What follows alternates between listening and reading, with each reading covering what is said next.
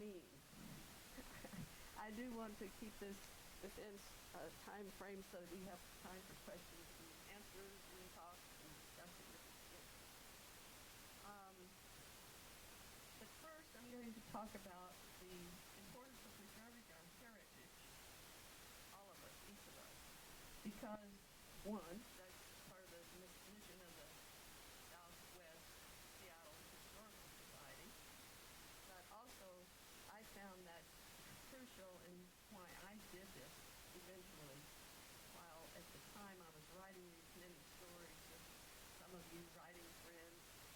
I didn't have in mind doing a book particularly. I was writing stories, but I got them on paper and eventually they got into computers. So one is the importance of sharing our stories and writing them down. Then I'll talk about some of the benefits derived from doing your own story and your writing. And that's down what you have experienced. You have experienced, not somebody else, but you. What are the personal benefits? And what are the benefits for other people? Then I'll share a bit about my journey of writing this memoir, about the processes I went through getting it written and published, some of the benefits derived from writing the story, as well as a few of the problems I have encountered, and some issues that all memoirists face, questions that always come up. And of course, I'll read a few passages from my book.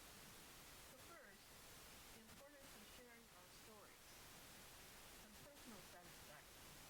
Many of us here tonight recognize that there are individual benefits from writing our stories. Of course, you can tell your friends and family members, or you can orally record your story, tell people about your stories around the dinner table or around the Christmas tree or something like that. But I really recommend writing your story down, even if you don't think of yourself as a writer. Start out by simply writing stories in a journal or just a tablet or your computer. You'll be surprised how satisfying it is to write one story of a specific incident in your childhood. Not just, I'm going to write about the childhood, but something specific. The time you climbed an apple tree and the branch broke and you fell and broke your arm or something. So it's really vivid. Or start by writing a few stories about your family and early roots. Then move on to your work life. Or to the journeys, the trips you've taken. Much later, you may want to turn all these stories into a book, but don't worry about that in the beginning. Just write from the heart, I call it the gut, and don't bother with grammar, punctuation, or perfection. Just get that story written down. So, preserving the heritage for our next generation is so important. And it's one reason I finally decided to put this into a book, because I do have grandchildren, and I want them to know something about their great-grandparents far away in Texas. They're long gone. But those stories in those times will soon be forgotten by everybody, unless somebody writes them down. So that's a benefit that I experience and understand very much. So everybody in this room has an important story to tell and to pass on. Our voices do need to be heard. Through our stories, we make connections between our lives and the lives of others and create linkages to our shared experiences of joy, sadness, and courage, to the good times as well as the hard times. I recommend reading Listening is an Act of Love, which is a collection of stories celebrating American life from the StoryCorps project, founded by Dave Isay. It illustrates that each person, no matter how humble, has a story to tell that fills in a little bit more of our wonderfully diverse American mosaic. Read a few of these homespun stories from that book, and you'll want to grab a pencil and start writing right away. So a bit about my journey. First, I'd like to point out the cover of my book is a photograph of a painting of the house I was born in. It still stands in the Panhandle today. Panhandle of Texas. There are a lot of Panhandle of Texas. Flat as this tabletop. After all these years, I've been there and I've seen it and took some photographs of it. I thought it was very compatible with the title of the book, A Far Cry from Here. It has that primitive look to the painting. I began writing the stories that ended up in my memoir nearly 20 years ago. I was still working as a professor at Iowa State University and would drive to Taos, New Mexico for a few weeks of rest and recuperation during summer break. I took several workshops on writing by authors Christina Baldwin and Natalie Goldberg and other people who are well-known writers. One workshop by Christina I remember was called The Self as Story. The Self as Story. In that workshop, I wrote the story about Mama's Sunday dinners and read it aloud there, and I can put on Texas accent pretty easily. It was a big hit with the group, and I'll read a little section of that story from my book now. Sunday dinner. By the time Mama, Daddy, my brothers and sisters, and their families and I got back from church, we were hungry. We sat down to a noisy Sunday dinner. Daddy sat at the head of the table, and Mama to his left, which took her closest to the stove and refrigerator.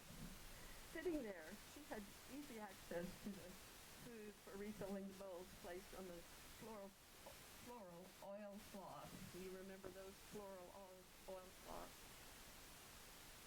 So she would be there ready to refill, barely have time to eat. You remember, some of you remember how that went. The rest of the family took places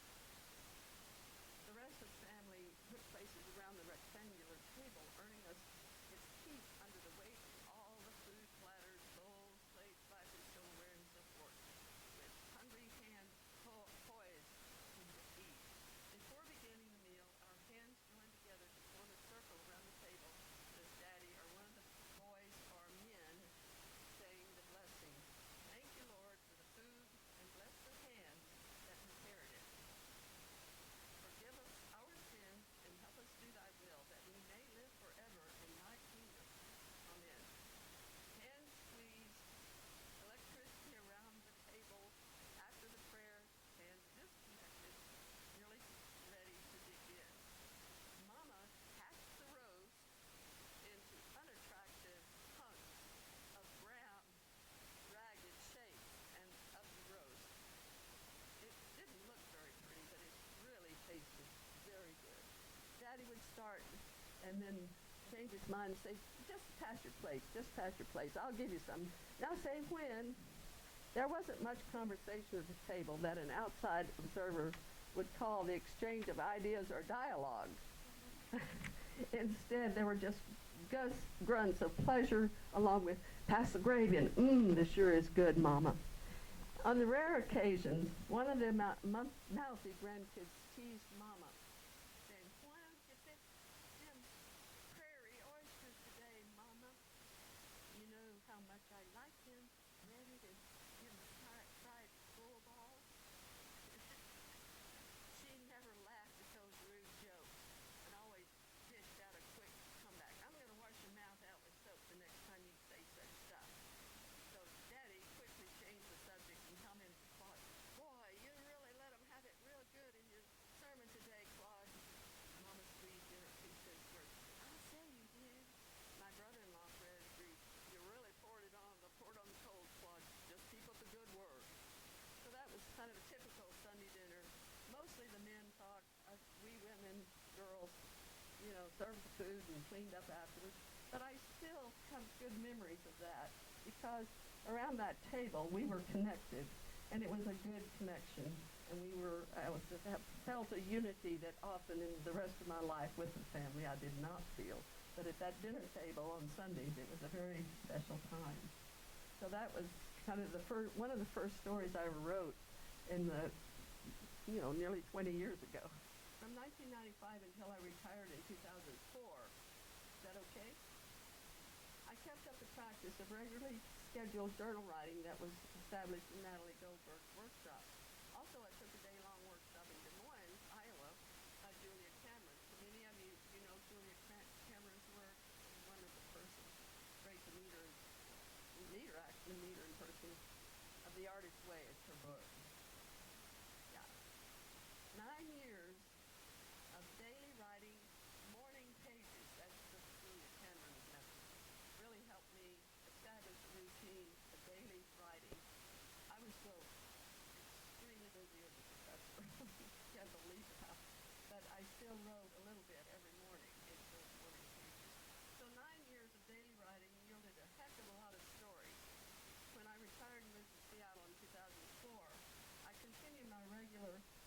of journal writing and found a writing friend who's in this room. We established a regular schedule of writing days at each other's homes. We agreed that this writing commitment with a built-in accountability factor was mutually beneficial. This writing arrangement helped me tremendously as a newly retired professor who was used to a very fixed schedule. After a few years into retirement, I began to envision all these stories I'd written as a book. I had written academic books and articles during my career, but writing a memoir, a nonfiction book, requires a very different approach to writing. So I geared up to learn more about memoir writing by taking several classes at Hugo House on Capitol Hill. See some heads nodding. You recognize it's a wonderful place to go and to take classes and to just go to the cafe and hear other people read. Then I joined a writing support group called the Shipping Group, and somebody's here from that group. I just love it. And we meet monthly, and in fact we met today at Elliott Bay Books, and we give each other support, mainly about how to get published and share ideas and resources. For example, one way they helped me was to come up with the title of this book. We workshopped the title.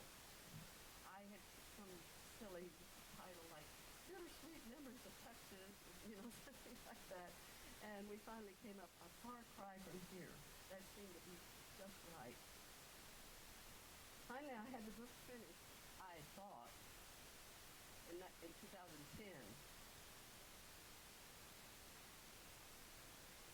And I began writing book proposals. Publishers such as Beacon Press, Gray Wolf, Coffee House Press, University of Texas Press, and so on. I continued this laborious process for 2 or more years with no contract in hand. A lot of work. I decided that I needed to go back to the drawing board and try to improve the book, so I submitted my manuscript to a professional writing service called Author-Editor Clinic to critique it for flow, transition, connectivity, and so forth. So that took 6 months then to do all those corrections that they suggested. Then someone in the shipping group mentioned that she had hired a copy editor to do a thorough, fine-tooth combing through for all kinds of small things. So I did that. That took another 6 months to integrate all those things. So in 2012, 2 years later, I took another class at Hugo House about, it's called indie publishing. That means independent publishing. At the end of the class, we had a field trip to the university bookstore to see their espresso book machine. This amazing machine produces a bound softcover book in about 15 minutes. That's really amazing. The product's professional and very good looking, I do think. After 2 years of submitting proposals to publishers with no results, I decided to self-publish my book. I began working with the coordinator of the university bookstore press and this espresso book machine. And by June of that year, just last year, we were ready to go to press. It's been a wonderful roller coaster ride, and the book has been well received. Starting last July in Texas, where I did several readings at libraries and bookstores where I grew up.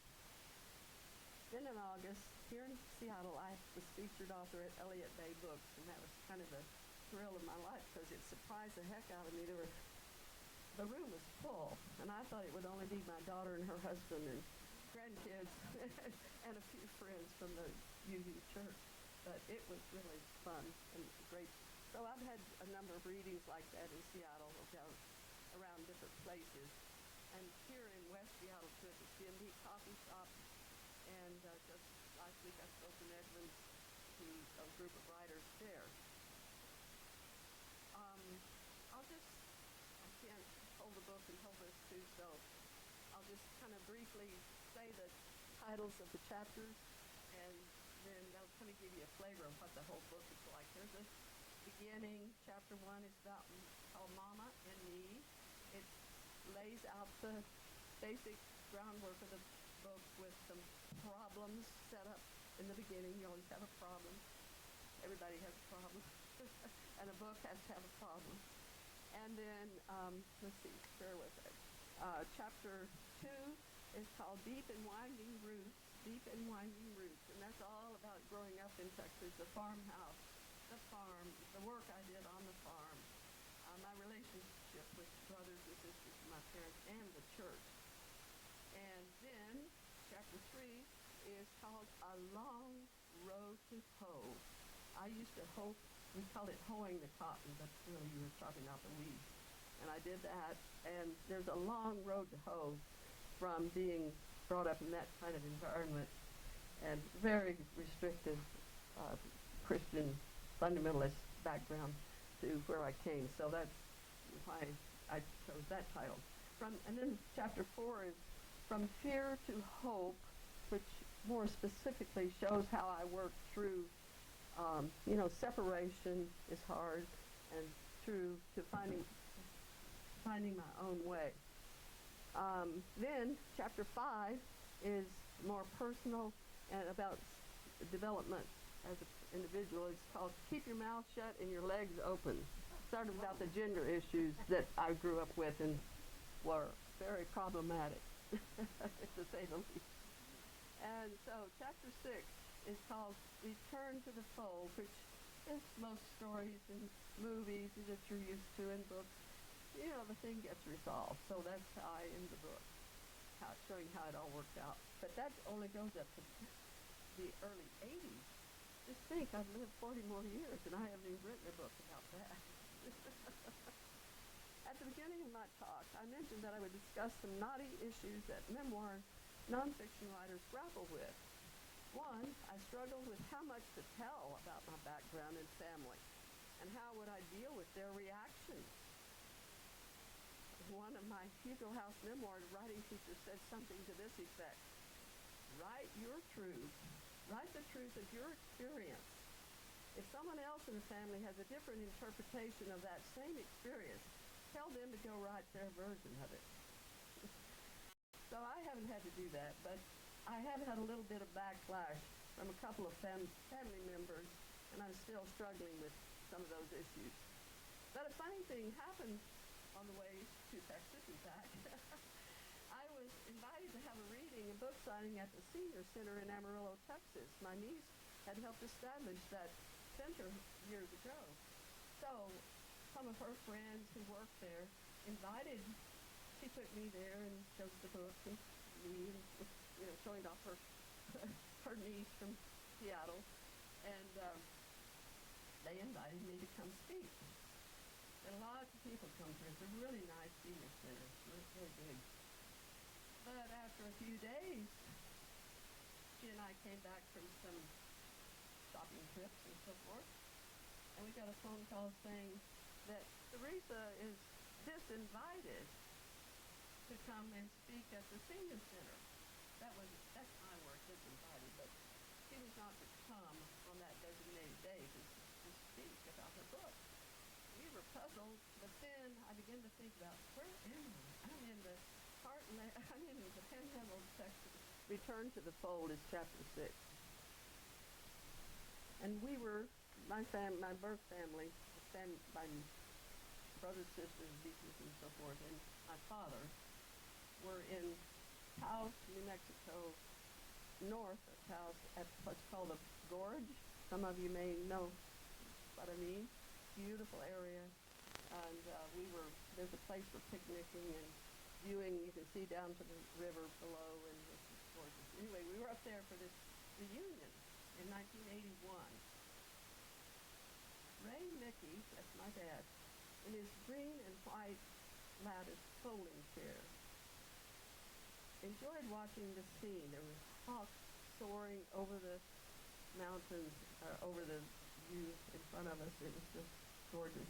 So he enjoyed watching that scene of a lone red-tipped hawk as it circled and dipped above a stupendous slash in the earth.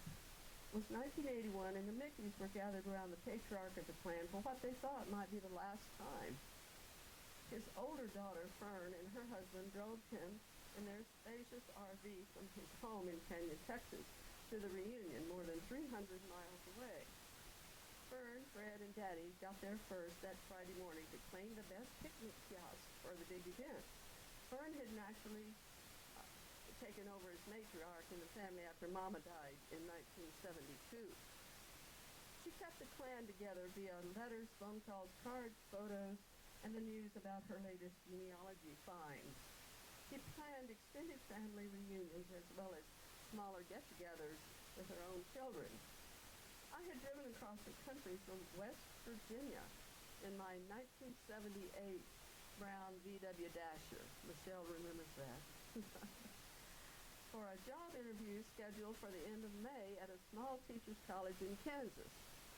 I arrived in Texas a week before the interview so I could visit Daddy and then attend the family reunion at the Gorge in northern New Mexico. I had not seen any of the family since 1976, 5 long years.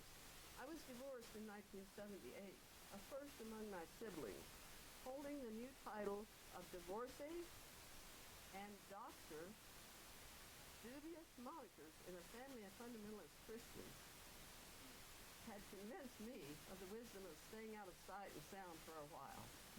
5 years, in fact.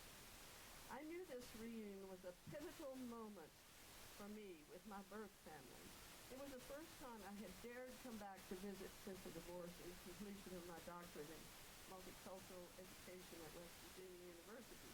I felt that if I did not make the first overture to re-enter the family circle, they would not reach out to me.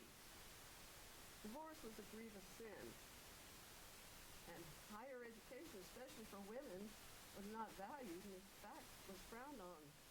Claude, my brother, who was a preacher, had conjectured that some of the family that I must be a closet lesbian to have divorced a good man who didn't beat me and was a good father and a fine breadwinner for my children. For all these reasons, I was anxious about the reconnection, but also eager to get back into the fold of the family. I deeply miss them, even though we were oceans apart in our core beliefs about religion and so many other perspectives on living a moral and ethical life. So then to the very last page. I learned early in life that Daddy did not value women and girls as much as he did men and boys. I was relentlessly subjected to pointed lessons of subservient femininity throughout my early years and adolescence. And as a result, I had to spend most of my young adulthood and middle years overcoming and then growing beyond them. One of the last entries in one of my Taos journals sums up my feelings about this family reunion that we had in 1981. My greatest satisfaction in remembering the reunion is that I made the effort to reconnect with my birth family and that we rekindled our relationship. It was successful in that they welcomed me back into the fold, even though I had launched myself into the direction of economic independence, onto a spiritual path outside their church, onto a professional track in academia, and into a lifestyle as an unmarried, liberated woman, all of which was foreign to them. And yet they accepted me back into the family. At first I was surprised at it. Then it hit me like a ton of bricks. They really do love me deep down, but their religious beliefs wouldn't allow them to show it or express it. It could be that they applied the parables of Luke 15 about the lost sheep and prodigal son to me, their prodigal daughter, dissident daughter, and sister. Thank you.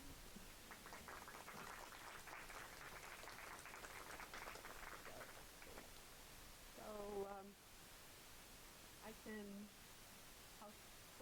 take questions. Question is, was there something specific that happened that made you want to break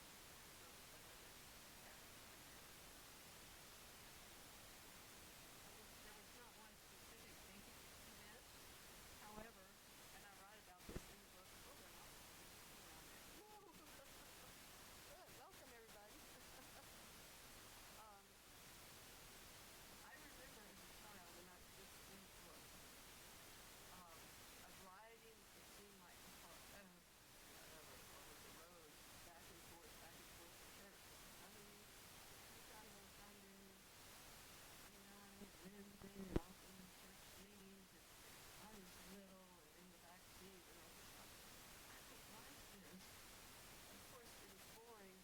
So as I got a little older, I began to listen, and I didn't like what they were saying because it scared the hooey out of me. I'll say a nice word. It was just like, it was all about hell, fire, and brimstone. So as a child, I began to say, I don't like this church, or this way of religion. But I didn't say it to anybody, of course. It was dangerous. But I began to feel that as a young child. So it began to turn my head against that kind of very strict, literal interpretation of the Holy Word. And at the Elliott Bay book reading, a man on the front row, asked me a question. And he said, well, it was kind of like, he must have been a minister of some church. I don't know, but he sat there and really seriously was going to ask me a big question. He said, now what do you mean by fundamentalism in the title of my book? And I gulped, and I said, I believe that the way I've written it and used it in this book is not to make fun of any religion, nor fundamentalist any religion, but I believe that it's the literal interpretation of the Holy Word, whatever that is, whether it's Muslim, Christian, Jewish, or so forth. It's that literal interpretation of the Holy Words. The question is, when I don't know your name, but when I'm Nancy. Nancy says people tell her she should write her story, then she starts writing and feels too self-important. And like is that what you mean? I looked it up myself. Mm-hmm. I felt that feeling for a nanosecond. And I think as I started writing these stories, 20 years ago, I really didn't think of it as writing about myself so much as I was recording what happened to Mama and Daddy, and we worked together, and my girlfriends, and the church, and what it looked like and smelled like, and to get up real early in the morning and hear the doves out in those fields, and we'd go out there and chop cotton and then drink icy cold water at the end. And my mama would not let me wear pants nor anything that was not modest. So in the field, this is kind of how I got to writing, but it was about me, but it was also about the culture that I was brought up in. So that's how I got around feeling like it was just selfish about me. But she, for example, she sewed. So she made these bonnets. I mean, literally every piece of it, including the slats that went in to hold the bonnet out here this far in front of your face. So I don't want to tell you how old I am, but I'm getting pretty old. And I'm still pretty proud of my skin. And I'm glad that Mama made me wear those bonnets. But at the time, I didn't want to. It looked so ugly to have an old bonnet over my face, but it kept my skin from getting burned. Very good question. How did I get to the feminist community eventually? It was a long road, I tell you. I wasn't a feminist, didn't even know really the meaning of the word when I was growing up in Texas. But I taught multicultural gender education at Iowa State University, and that's what my specialty was in the doctoral program. So that incorporated feminist literature and feminist writing, and gradually I began to understand what it meant. So it was a slow process, and I, with all and all the understand it, thinking it meant something bad, a bad twist on it and so forth, but I just learned that it means women and men need to have equality in life, pay, and all sorts of things, but it doesn't mean one's better than the other. Well, I'll talk about courage. Okay, so you all heard her question, or comment. So I had several very delicate things also that I was concerned about publishing publicly, and thank you for coming. And a few of them stayed in the book. Some of them I cut out. But it is true. Some of the things that are kind of the dark underbelly of our families and our lives are not very palatable to other people, mostly. While you tell your own truth in writing, you have to be, I had to be prepared to deal with the flack that might happen. And some flack has happened. And it's in the book, so I'll just share this. One was about a male relative who did sexual abuse on girls, and I was one of them. In a very, it was kind of low-key abuse, but it was inappropriate, very wrong. But young people don't know how to talk about it, don't even know what it is. So I never said anything about it. But I finally decided to write about that because I knew he kept doing it with other girls, and I never wrote anything in my book anything, and especially nothing about that was real controversial, that I didn't know absolutely happened, and that I was there. I knew it. I saw it. So when you get to that point of surety, and also know that abuse is swept under the rug and kept silent, that's what keeps perpetuating it. And we don't want that to keep happening in families. So I wrote about that, and that's one of the things that caused some flack. And I understand why. It's painful for others, the children of that person, to read that about their father. But it happened, and it hurt me a lot. And I can only imagine how it hurt these other girls that he did things to. So I wrote about it, and I'm dealing with the response. And it's going to probably bring something out, but I think it's worth the risk. About speaking with a person who's still embedded in fundamentalist Christianity or fundamentalist belief system. I think it's very difficult. I agree, and I understand what a bind you're in. I dealt with it as equitably as I could, mainly by my actions.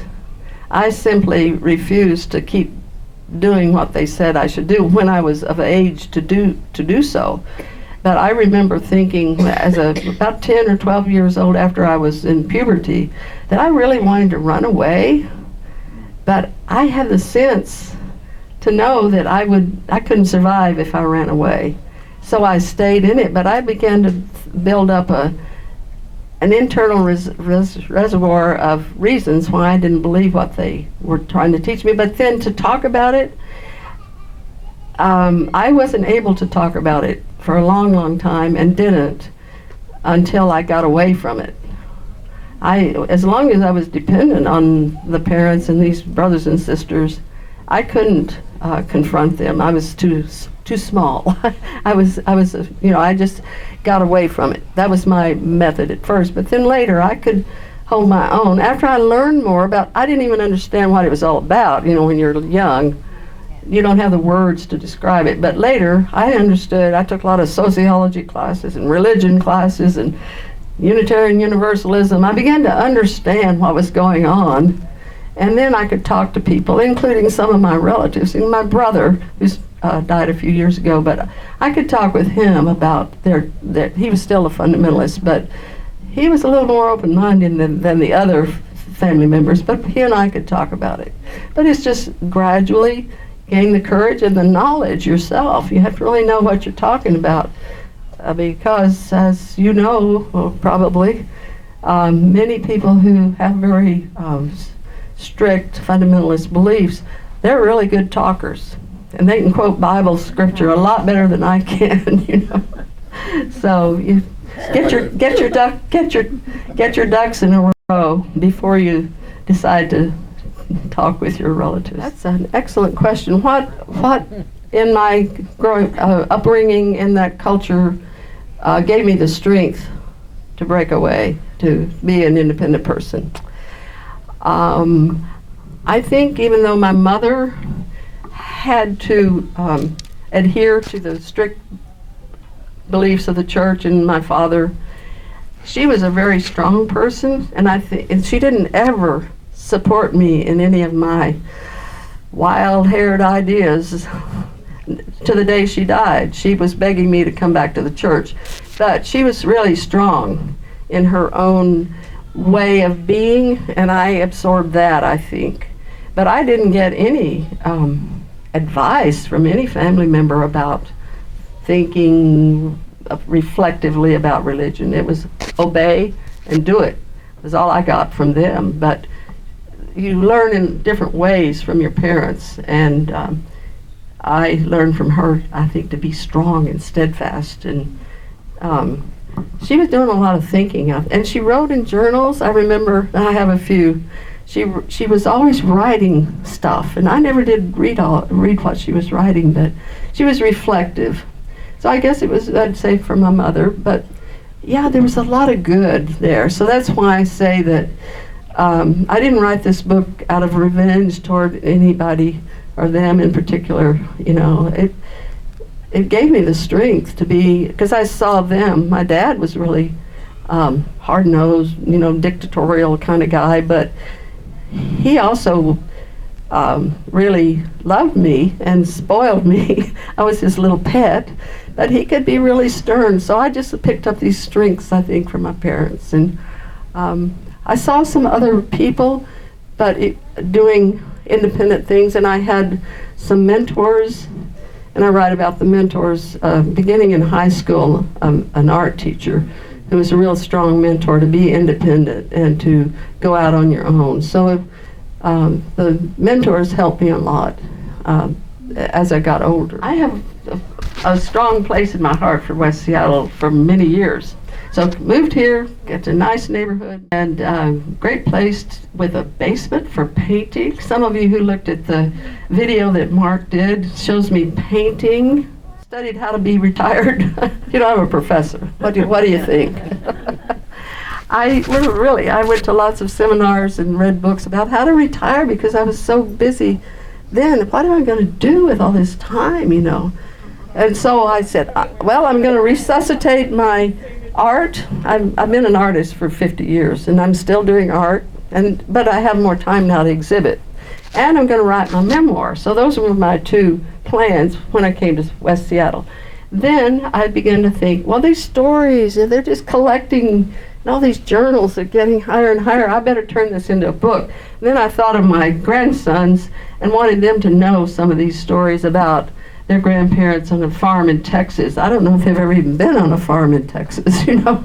But, you know, Mama catching a chicken and wringing its neck on the clothesline and letting the blood drip out, and then we had this fried chicken, and I thought it was great, but I didn't think about all those other steps in there at the time. But I write about things like that I hope the grandkids and other nieces and nephews who are younger will enjoy. And I mean, it just brings the generations together. So West Seattle's done that for me. Live with us. Thank you. Thank you.